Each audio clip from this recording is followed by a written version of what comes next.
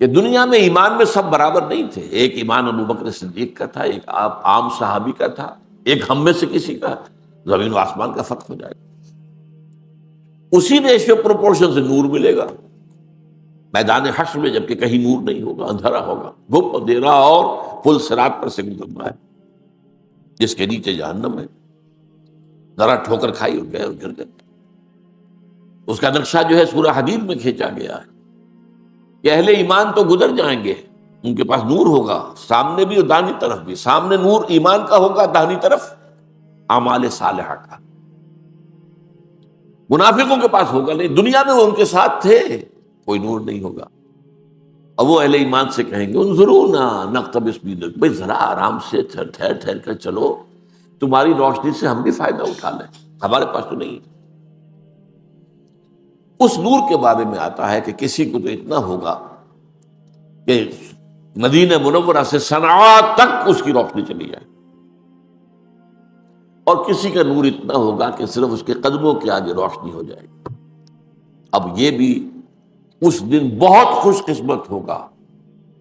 گویا کہ جنگل میں چلتے ہوئے کسی کے ہاتھ میں ٹارچ تو ہے نا، وہ بہت دور تو روشنی نہیں جا سکتی، لیکن قدموں کے آگے تو پتہ ہے نا کوئی گڑھا ہے یا نہیں ہے، کوئی سانپ تو نہیں بیٹھا، یہ تو نظر آ جائے گا. اس کا دوسرا پہلو جو ہے بیان کیا گیا، جن کے پاس کم نور ہوگا وہ اس پر اللہ سے دعا کریں گے کہ پروردگار ربنا اتمم لنا نورنا واغفر لنا، ہمارے کچھ گناہوں کی وجہ سے ہمارا نور مدھم ہے، تو ہمیں بخش دے، مغفرت فرما دے اور ہمارے نور کی تکمیل کر دے. تو اللہ ولی الذین آمنوا یخرجہم من الظلمات الی النور. اب اس کا دوسرا رخ آ رہا ہے. یہ سورہ یونس کی آیت ہے جو بہت عام وعظوں میں، تقریروں میں، عوامی جلسوں میں بہت پڑھی جاتی ہے. الا ان اولیاء اللہ لا خوف علیہم ولا هم یحزنون الذین آمنوا وکانوا یتقون لهم البشرى فی الحیاۃ الدنیا والآخرہ لا تبدیل لخلق اللہ ذالک هو الفوز العظیم.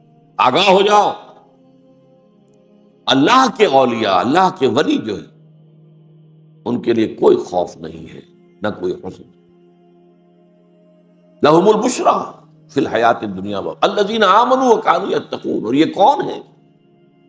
جو ایمان لائے اور پھر تقوی کی روش پر گامزن رہے.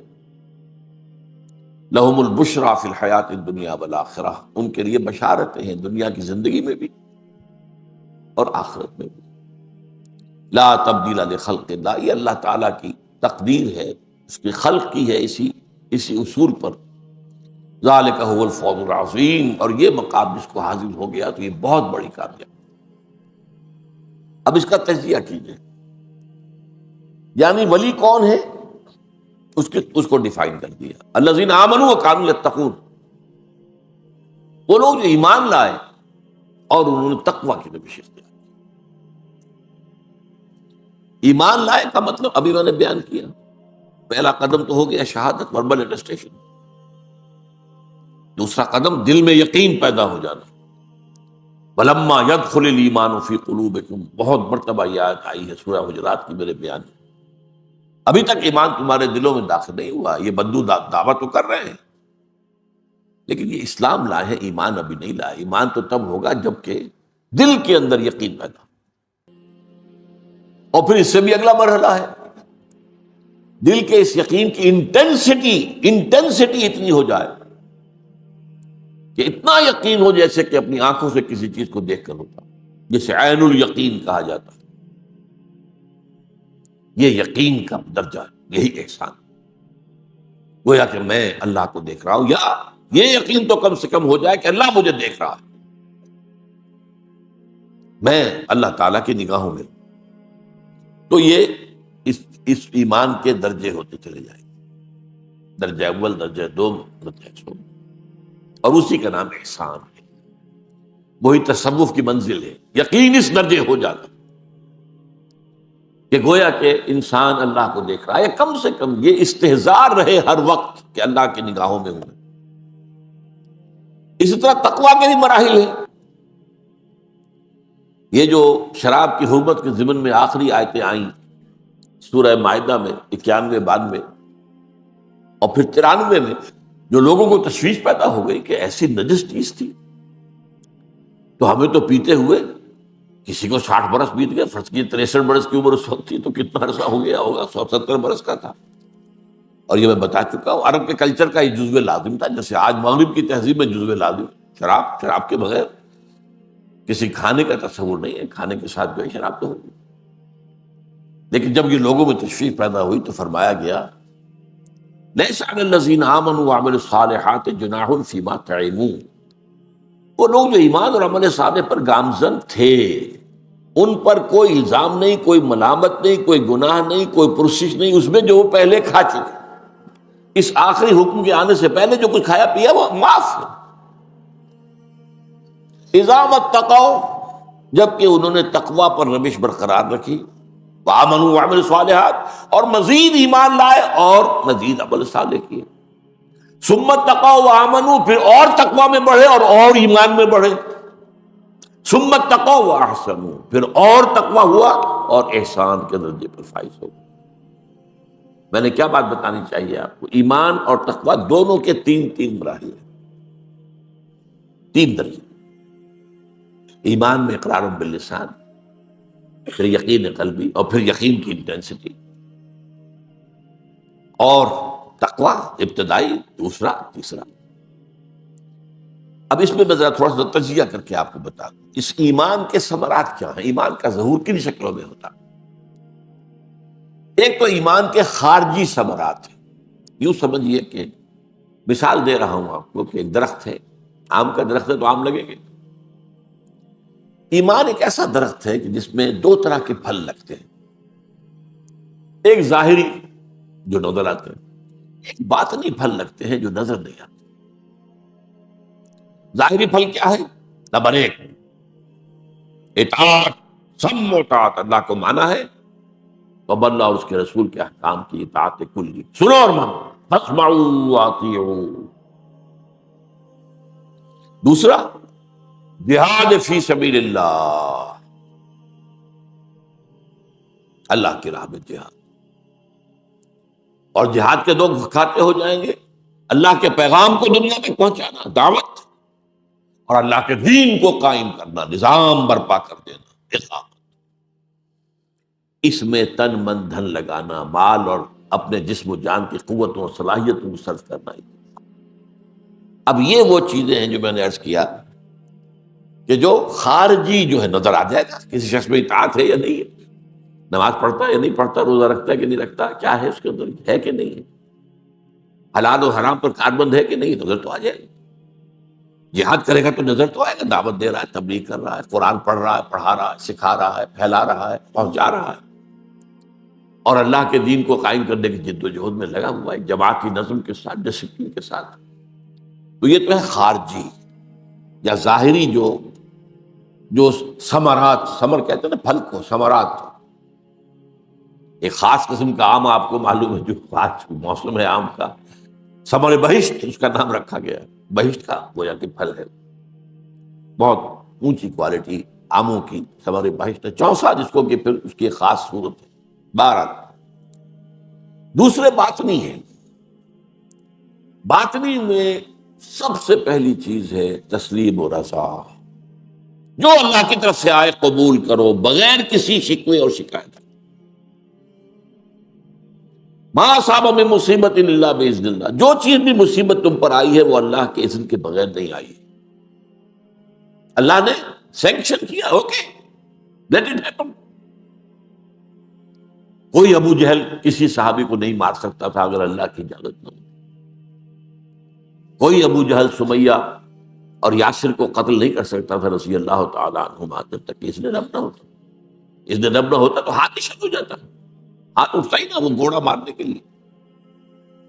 اب جو اللہ کی طرف سے آئے اسے من جانب اللہ سمجھ کر صبر و استقامت اور ہر اللہ کی تقدیر پر راضی رہنا، راضی برضا۔ اس کے بڑے اونچے اونچے مقامات ہیں، وہ اس وقت بیان کرنے کا موقع نہیں۔ رضائے حق پہ راضی رہے، یہ حرف آرزو کیسا یوں ہو جائے، ارے تم کون ہوتے ہو، تم اللہ کو سجیسٹ کرنا چاہ رہے ہو کچھ، ہو رہی ہو، رضائے حق پہ راضی رہے، یہ حرف آرزو کیسا؟ خدا خالق، خدا مالک، خدا کا حکم، تو کیسا؟ Who are you؟ یہ بڑا عارفانہ شعر ہے اکبر الہ آبادی کا، اگرچہ وہ مشہور تو ہے مزاحیہ شاعری کے لیے، لیکن ان کے بہت صوفیانہ اشعار بھی۔ رضائے حق پہ راضی رہے، یہ حرف آرزو کیسا؟ خدا خالق، خدا مالک، خدا کا حکم، تو کیسا؟ یہ رضائے رب، راضی برضائے رب، تسلیم و رضا۔ ہم بھی تسلیم کی خو ڈالیں گے، بے نیازی تیری عادت ہی صحیح ہے، اللہ ٹھیک ہے، سر تسلیم خم ہے، جو مزاج یار میں آئے، ہم حاضر ہیں، جو تیرا جو بھی فیصلہ ہے دل سے قبول۔ اسی کا ایک حصہ تفویض الامر الی اللہ، اپنے معاملے کو اللہ کے حوالے کر دینا۔ یہ بھی ایک ذہنی کیفیت ہے، اندر کی نفسیاتی کیفیت۔ تفویض الامر الی اللہ، وافوض امری الی اللہ ان اللہ بصیر بالعباد۔ میں کاہے کو چنتا کروں، کاہے کو تشویش میں مبتلا ہو جاؤں، کاہے کو؟ میرا رب جانتا ہے میری ضرورت کیا ہے، میں دعا بھی کیا کروں تو جانتا ہے۔ میں نے باہر آپ کو بتایا ہے، ایک مقام پر آ کر ایمان کے ایک درجے میں دعا ختم ہو جاتی ہے، دعا رہ جاتی ہے صرف اے اللہ ہدایت میں اور اضافہ کر، اے اللہ علم میں اور اضافہ فرما، رب زدنی علما، اے اللہ استقامت عطا فرما، دعا ہی رہ جائے۔ یہ دے دے، اچھا تم اللہ کو سکھا رہے ہو، پڑھا رہے ہو، تمہیں کیا پتا یہ شے تمہارے حق میں اچھی بھی ہے کہ نہیں؟ آسان تکرہوا شیئا وہو خیر لکم وآسان تحبوا شیئا وہو شر لکم واللہ یعلم وانتم لا تعلمون۔ ہو سکتا ہے تم کسی چیز کو ناپسند کرو، حالانکہ اسی میں تمہارا خیر ہو، تمہیں کیا پتا، اور کسی چیز کو پسند کرو اور اس میں تمہارے لیے شر ہو، اللہ جانتا ہے تم نہیں جانتے، حوالے کرو نا بھائی، اللہ جو تیرا فیصلہ۔ یہ بات نہیں سمجھ آتی، اسی لیے ایک شعر ہے بہت پیارا، کار ساز ماں بے فکر کار ماں، میرا کارساز خود میرے معاملے کی فکر کر رہا ہے۔ ہم پڑھ چکے پچھلی حدیث میں، جب میرا بندہ اپنے کسی بھائی کے کام میں لگا ہو، میں اس کے کام میں لگ جاتا ہوں، چکے کہ نہیں؟ آپ اللہ کے کام میں لگ جائیے، اللہ آپ کے کام پورے کرے گا۔ آپ تن من لگا دیجیے اللہ کے دین کے لیے، He will take care of all your affairs۔ کار ساز ماں بے فکر کار ماں، فکر ماں در کار ماں آزار ماں۔ جب میں اپنے معاملات میں خود غور فکر کا نتیجہ نکالتا ہوں تو کوئی الٹا پڑتا، آزار ہو جاتا، میرے لیے باعث سے تکلیف ہو جاتا، تو کیوں نہ اس کے حوالے کر دوں، اللہ بصیر بالعباد۔ اسی بات کی ثمرات میں سے توکل علی اللہ، کسی ذریعے پر، مادی پر، کسی سبب پر کوئی اعتماد اور توکل نہ رہے سوائے اللہ کی، مسبب الاسباب۔ وہ جو حضور کو بھی کہہ دیا گیا تھا وَلَا تَقُولَنَّ لِشَيْءٍ إِنِّي فَاعِلٌ ذَلِكَ غَدًا إِلَّا أَن يَشَاءَ اللَّهُ، دیکھیے پھر کبھی نہ کہہ دیجیے گا کہ میں یہ کام کل ضرور کر دوں گا، الا یشاء اللہ، انشاءاللہ کے ساتھ کہنا ہے، اللہ نے چاہا تو، میرا ارادہ ہے۔ گاڑی میں نے تیار کر رکھی ہے، اس کی سروس بھی ہو گئی ہے، ٹیوننگ بھی ہو گئی ہے، پیٹرول کی ٹنکی بھری ہوئی ہے، بس صبح میں اٹھوں گا چل دوں گا۔ بھول گئے وہ کہ تمہارے اس ارادے کے درمیان اور بالفعل کسی کام کے ہونے کے درمیان there's many a slip between the cup and the lip۔ حضور سے یہی ہوا تھا نا کہ یہودیوں کے سکھانے پر 3 سوال کیے مکے والوں نے، ان کا جواب حضور نے فرمایا کل دے دوں گا، روزانہ تو آتے ہیں جبرائیل، پوچھ لوں گا دے دوں گا، وہ نہیں آئے، اب تالیاں پٹ رہی ہیں، بس رہ گئے، سارے دعوے ختم ہو گئے، کہاں ہے جواب؟ غالباً 3 دن کے بعد جبرائیل آئے اور جوابات لے کر آئے، لیکن ساتھ یہ آیت بھی آ گئی وَلَا تَقُولَنَّ لِشَيْءٍ إِنِّي فَاعِلٌ ذَلِكَ غَدًا، آئندہ کبھی نہ کہیے گا کسی چیز کے لیے کہ یہ میں کل ضرور کر دوں گا، الا یشاء۔ تو اعتماد اور بھروسہ نہ اپنی قوت و صلاحیت و ذہانت و فطانت پر ہو، نہ مادی اسباب و وسائل پر۔ اس کے یہ معنی نہیں ہے کہ مادی وسائل و ذرائع جو استعمال کرو بھرپور طور پر، علاج کراؤ، سنت ہے، لیکن یہ نہ سمجھو اس علاج سے شفا ہوگی، شفا اللہ دے۔ مجھے تو یاد ہے اپنے بچپن کے، اب تو ہمارا حال بدل گیا، بہت کلچر تبدیل ہو چکا ہے۔ بڑی بوڑھی عورتیں جو ہیں وہ بچوں کو دوائی پلاتی تھیں تو کہتی کیا تھی؟ اللہ شافی، اللہ کافی۔ شافی تو اللہ، وہ کافی ہے۔ یہ تو سنت ہے، علاج کرو، ٹھیک ہے۔ اب اس میں اس حد تک ہو جانا، ایسے درپے ہو جانا علاج کے، لاکھوں کا روپے خرچ کر کے انگلستان جا رہے ہیں، لاکھوں کا روپے خرچ کر کے، ان کی مارکیٹ بڑھ رہی ہے، ان کا دھندا چل رہا، یہ نہیں۔ اور اس کے لیے اپنا جو ہے سب کچھ بیچ باچ دیا، یہ کر دیا، وہ کر دیا، نہیں۔ جس حد تک آپ کے پاس مناسب ہے، جو ذرائع ہیں، علاج کرائیے، دیکھیں شفا تو اللہ کے، اللہ شافی، اللہ کافی۔ اسی میں اب تین چیزیں اور شامل کر دی: محبت، الذین آمنوا اشد حبا للہ، شدید ترین محبت اللہ کے ساتھ، اور پھر اس میں بریکٹ کیا گیا رسول کو، قل ان کان آباؤکم وابناؤکم واخوانکم وازواجکم وعشیرتکم واموالکم التی، وہ تم نے مال جمع کیے ہیں، اور تمہارے مکانات، تمہارے باپ، تمہارے بیٹے، تمہارے بھائی، تمہارے رشتہ دار، تمہاری بیویاں یا شوہر، واموالکم التی اقترفتموہا، جنہیں تم نے جمع کیا ہے، ومساکن ترضونہا، اور وہ گھر، وتجارت تخشون کسادہا، اور وہ تجارت جس کا کہ کساد کا اندیشہ رہتا ہے، تم بندہ نہ ہو جائے، اور وہ محل جو تم نے تعمیر کیے بڑے پسند ہیں تمہیں۔ اگر یہ چیزیں محبوب تر ہیں اللہ سے اور اس کے رسول سے اور اس کی راہ میں جہاد کرنے سے، فتربصوا حتی یاتی اللہ بامرہ، تو جاؤ، دفع ہو جاؤ، بیٹھو، انتظار کرو، اللہ اپنا فیصلہ سنا دے گا۔ تو محبت اللہ کی شدید ترین، اور اس محبت میں پھر اللہ کے رسول کی محبت اور اللہ کے لیے جہاد کی محبت۔ یہ محبت جو ہے وہ صرف حمد کے ترانوں میں اور نعت کے لہک لہک کے پڑھنے میں نہیں ہے۔ اس محبت کے ساتھ دوسرا پہلو ہوتا ہے حمیت، اللہ کی حمیت، اللہ کا دین اور پامال ہے، اور میں اپنے دھندوں میں لگا ہوں، اپنا کاروبار، اپنا دھندا، اپنی ملازمت، اپنا پروفیشن، ایکسلنس ہو رہی ہے پروفیشن کے اندر۔ خدا کے بندے، اللہ کے دین کو دیکھ، وہ پامال ہے، حمیت کہاں گئی؟ حمیت نام تھا جس کا، گئی تیمور کے گھر سے گئی۔ اسی میں وہ حدیث آتی ہے، اور اللہ عز و جل الی جبرائیل علیہ الصلوۃ والسلام ان اقلب مدینہ کذا و کذا بأہلہا، اللہ نے وحی سے حکم دیا جبرائیل کو، فلاں اور فلاں بستیوں کو الٹ دو ان کے رہنے والوں سمیت۔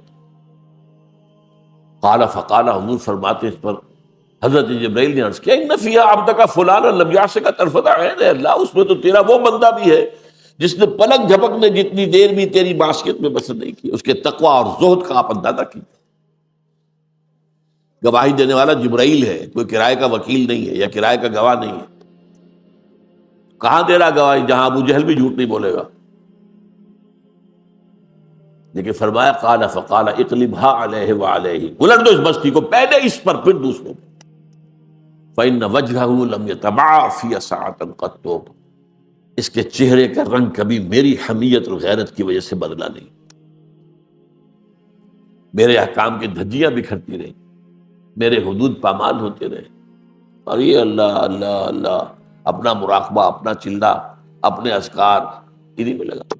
بس رکھو ذکر و فکر صبح گاہی میں سے، پختہ تر کر دو مزاج خانقاہی میں سے۔ حمیت اور نصرت، یا ایھا الذین آمنوا کونوا انصار اللہ،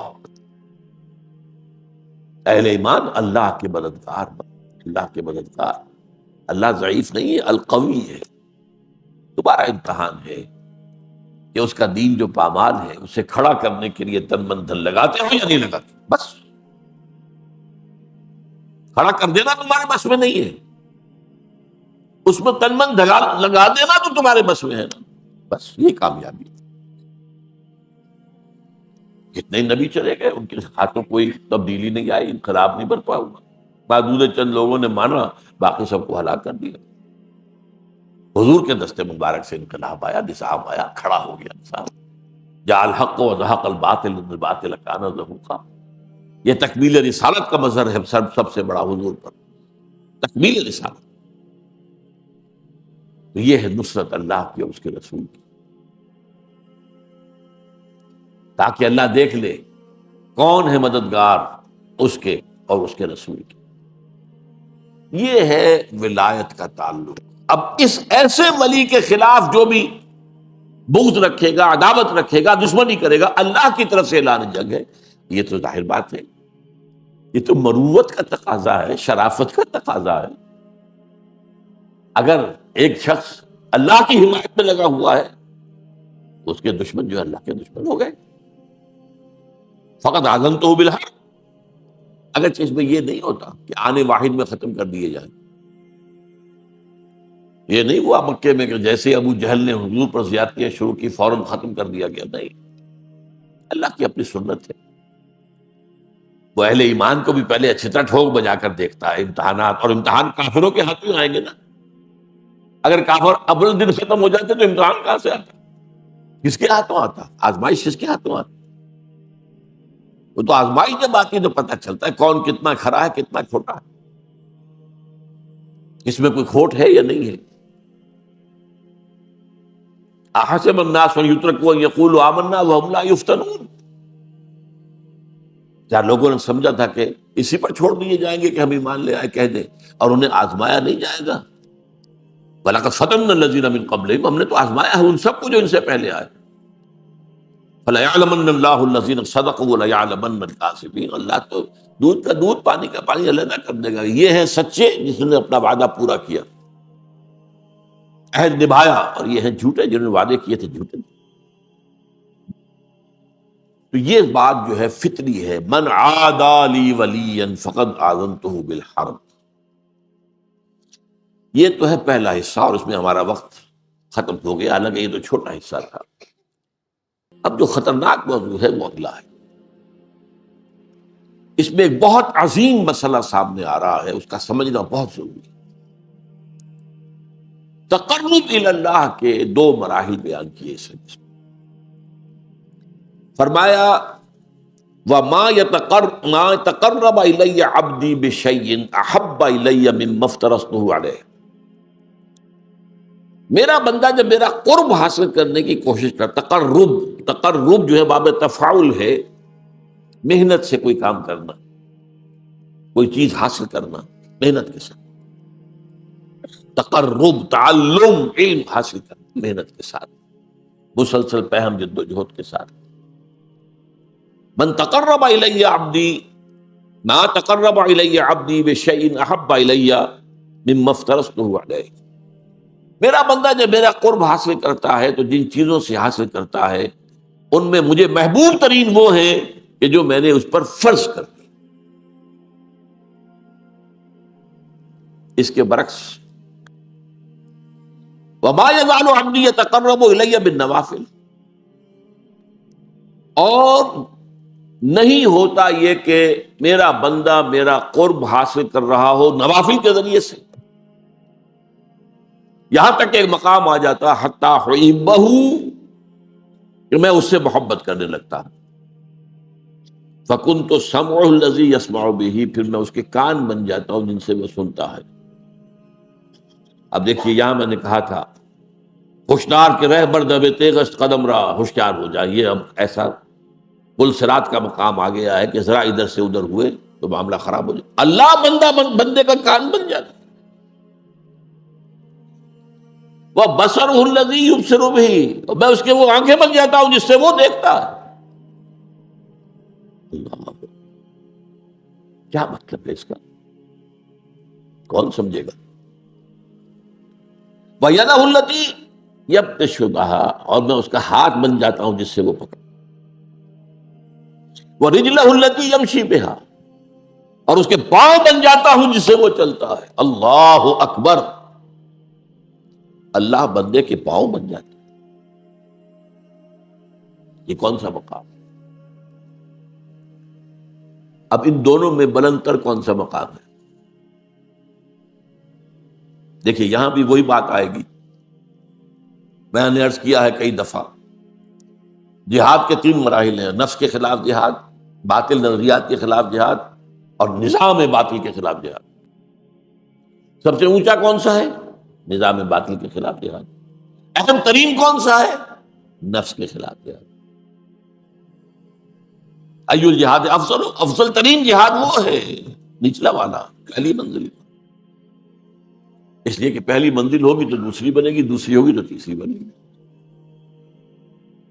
اسی طرح یہاں پر بھی وہی، اب اس کو فوری کنٹراسٹ کہیے، تضاد نہیں، لیکن یہ کہ فوری طور پر ایک کنٹراسٹ تھا سامنے آیا۔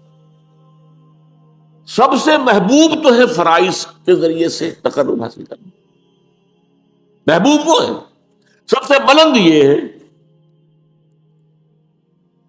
اب اس میں پہلی بات تو سمجھنے کی یہ ہے کہ اللہ سے تقرب کے معنی کیا ہے؟ کیا اللہ کہیں دور ہے؟ وہ سیڑھی چڑھ کے جانا پڑے گا اس کو؟ یہ تو نہیں ہے، وہ تو میں نے آیت آپ کو سنا دی، سورہ قاف، وَلَقَدْ خَلَقْنَا الْإِنسَانَ وَنَعْلَمُ مَا تُوَسْوِسُ بِهِ نَفْسُهُ وَنَحْنُ أَقْرَبُ إِلَيْهِ مِنْ حَبْلِ الْوَرِيدِ۔ ہم نے ہی انسان کو پیدا کیا، ہمیں معلوم ہے اس کا نفس اندر سے کیا وسوسہ اندازی کرتا رہتا ہے، یہ نفس امارہ، ان النفس لامارۃ بالسوء، we know it، ہم ہی نے بنایا نا، وہ ساری خواہشات ہم نے رکھی اس نفس کے اندر، وہ سارے اینیمل انسٹنکٹس ہم ہی نے رکھے ہیں نا اس کے اندر، we know it۔ کیا گھڑی ساز کو پکڑنا ہوگا گھڑی میں کون سے پردے ہیں؟ لیکن یہ کہ وَنَحْنُ أَقْرَبُ إِلَيْهِ مِنْ حَبْلِ الْوَرِيدِ، ہم اس سے قریب تر ہیں اس کی رگ جان سے بھی، سب سے بڑی جو رگ، اللہ تو اتنا قریب ہے، پھر تقرب کے کیا بنے؟ یہ بات غور طلب ہے، اللہ قریب ہے، ہم دور ہیں۔ بہت پیارے اشعار ہیں: کرا جوئی چڑھا کر پیچ اتابی، کہ اوں پیداست تو زیر نقابی۔ کسے ڈھونڈ رہے ہو بھائی آپ یہاں جنگل کی گپھاؤں میں اور غاروں میں اور پہاڑوں کی چوٹیوں پر، کسے ڈھونڈ رہے ہو؟ یہ پیچ و تاب کیا ہے تمہارے اندر؟ یہ فلسفہ اور یہ عقل اور اس کے گھوڑے دوڑا رہے ہیں ذات و صفات باری تعالیٰ کے بارے میں، یہ پیچ و تاب۔ اسی کشمکش میں گزری میری زندگی کی راتیں، کبھی سوز و ساز رومی، کبھی پیچ و تاب رازی، یہ پیچ و تاب۔ اقبال نے اس حرف پیچا پیچ کہا ہے، فلسفہ، منطق۔ کرا جوئی چرا در پیچ و تابی، کرا کہرا چرا چہرا، یہ فارسی میں اس طرح شعری ضرورت کے تحت یوں بنتے ہیں الفاظ کہ تو پیدا، کہ او پیداست تو زیر نقاب، وہ تو سامنے ہے، ظاہر ہے، پردہ تو تمہاری آنکھ پہ پڑا ہوا، زیر نقاب تو تم ہو۔ یہی وجہ ہے جنہیں عام طور پہ داتا بخش کیا دیا جاتا ہے، شیخ عثمان بن علی الجلابی ثم حجویری ثم لاہوری، ان کی کتاب یہ تصوف کی بالکل ابتدائی کتابوں میں سے، کشف المحجوب، بالکل ابتدائی، امہات الکتب میں سے تصوف، نام کیا ہے؟ کشف المحجوب۔ حجاب میں ہم آئے ہوئے ہیں، وہ تو ہے، ہر جگہ ہے، وہ معکم اینما کنتم، تم جہاں بھی ہوتے ہو تمہارے ساتھ ہوتا ہے۔ اب یہ پھر بڑا خطرناک مسئلہ، اس میں بڑی بحثیں، کیا اللہ یہاں ہے؟ وہ تو کہہ رہا جہاں بھی تم ہوتے ہو میں ہوتا ہوں۔ اب اس میں ایک تعبیر کی گئی، صفاتی طور پر ہوتا ہے کہ وہ ہماری ہر بات کو دیکھ رہا ہے، وہ کہیں دور بیٹھا ہوا، یہ ایک خاص تصور ہے جو اکثر کم سے کم جو بھی ذہن و فکر کی کوئی اونچی سطح رکھتے ہوں وہ اس کو قبول کرنے کو تیار نہیں. اللہ کسی جگہ پر محدود ہے؟ نہیں. کیسے ہمارے ساتھ نہیں جانتے. اس میں یہ ہے اصل میں جو بچانے والا راستہ ہے. اللہ دیکھتا ہے، کیسے دیکھتا ہے ہم نہیں جانتے. کیا اس کی آنکھیں اس طرح کی ہیں؟ کیا اسے بھی دیکھنے کے لیے روشنی کی ضرورت ہوتی ہے؟ بہت سے جانور ہمیں معلوم ہے جو بغیر روشنی کے دیکھتے ہیں. اللہ کیسے دیکھتا ہم نہیں جانتے. وہ سنتا ہے، یہ جانتے ہیں ہم. کیسے سنتا ہم نہیں جانتے. وہ ہمارے ساتھ ہے، اس میں کوئی شک نہیں. کیسے ہے یہ ہم نہیں جانتے. اس کیسے کی کھود قرآن میں جب پڑھے تو وحدت الوجود نکل آیا، وحدت الشہود نکل آیا، وہ فلسفے بڑے بڑے نکل آئے، وہ عقل و خرد کی بڑی اونچی منزلوں پر جا کر آدمی کی کچھ سمجھ میں تو آ سکتے ہیں، ورنہ اسی میں کفر ہے. اس کا ہر چیز اللہ ہے، اس کا مطلب ہے. اس میں سے وہی پھر ہماؤس نکل آیا. یہ سارے فلسفے انسانوں نے اسی سوچ میں تو نکالے ہیں. لیکن یہ کہ میں نے کہا تھا نا کہ ہوشدار کے رہ بردب تیغست قدم راہ. اس اعتبار سے تقرب کا مفہوم کیا ہے کہ اللہ کی طرف باطنی طور پر بڑھنا، اور بڑھنے کے لیے کہیں دور جانے کی ضرورت نہیں ہے، اپنے ہی اندر. وہ جو میں نے بارہا آپ کو سنایا ہے شعر عبد القادر بیدل کا، ستم است گر ہوست کشت کے بسیر سرو و تھمن درا، تجھے اونچا کم نہ دمی دئی درے دل کشا بچمن درا. بڑے ستم کی بات ہے کہ تمہاری خواہش نفس تمہیں کہے چلو بھائی ذرا باغ میں جا کے دیکھو، سرو و سمن کی سیر کرو، دیکھو کیسے اچھے اچھے پھول ہیں، کیسا سبزہ ہے. ارے تم خود گنچے سے کم دمکتے ہوئے نہیں ہو، تم تو اللہ کی تخلیق کا کلائمیکس ہو.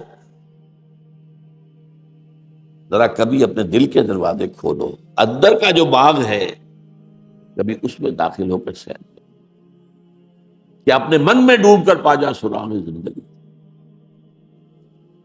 تو وہ تو ہے، وہ کہیں دور نہیں ہے. تم جو ہے اس کی طرف متوجہ نہیں ہو. تمہاری ساری توجہ جو ہے دنیا کی طرف ہے، تمہاری ساری بھاگ دوڑ دنیا کے لیے، تمہاری ساری سوچ بچار دنیا کے لیے. تم اس کی طرف متوجہ نہیں ہوتے. ہم تو مائل بکرم ہیں، کوئی سائل ہی نہیں. راہ دکھلائیں کسے رہنم منزل ہی نہیں. یہ جو حدیث میں آتا ہے کہ رات کے آخری حصے میں اللہ سمائے دنیا تک اتر آتا ہے. کیسے اتر آتا ہے یہ ہم نہیں جانتے.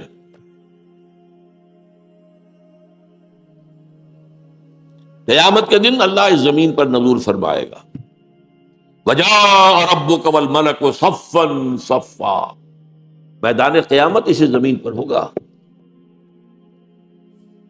حصہ زمین برسر زمین طے ہوں گے.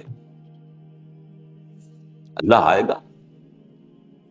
وَيَحْمِلُ عَرْشَ رَبِّكَ يَوْمَئِذٍ ثَمَانِيَةٌ. 8 فرشتے اللہ کے عرش کو تھامے ہوئے ہوں گے اور وہ حضور فرمائے گا. پھر وہ عدالت خداوندی لگے گی، حساب کتاب. کیسے ہم نہیں جانتے. اس اعتبار سے تم اصل میں اپنے باطن میں جھانکو. باطن میں کیا ہے؟ اب وہ بات جڑ جائے گی، وہ جو شروع کی بات تھی. دل کی گہرائیوں میں روح ہے، اور روح اس کا تعلق اللہ کی ذات کے ساتھ. روح کی طرف توجہ نہیں تمہاری، تمہارا سارا توجہ ہے وہ جسد مادی کی طرف ہے، اس کے تقاضوں کی طرف ہے، اس کی ضروریات کی طرف ہے، اسی میں مصروف ہے. روح کی طرف متوجہ ہو کر انسان تقرب حاصل کرتا ہے کہ او پیداست تو زیر نقابی هو الاول والآخر والظاہر والباطن. سب سے ظاہر ہستی تو اسی کی ہے، ہاں سب سے مخفی بھی وہی ہے. اس کی ذات کی کنہ تک کوئی نہیں پہنچ سکتا. وہ کیسے دیکھتا ہے تم نہیں جان سکتے. اس کا ہاتھ ہے ید اللہ، لیکن اپنے ہاتھ پر قیاس نہ کر بیٹھ. اس کی کوئی تجلی ہے جسے کہا گیا ہے کہ اس کی ران کھولی جائے گی. یوم یکشف عن ساق. اس کو کیا ہو اسی وقت پتہ چلے گا. آج ہم یہاں اس میں بحث کریں گے تو ہم گمراہی میں مبتلا ہو جائیں گے. یہ متشابہات میں سے تو یہ ایک حد تک تو میری بات اس موضوع پر، اب چونکہ وقت ختم ہو گیا، میں سبق کر رہا ہوں۔ السلام علیکم ورحمۃ اللہ وبرکاتہ۔ ہمارے اس نئے channel internal faith without music کو سبسکرائب کریں۔ آپ کا شکریہ۔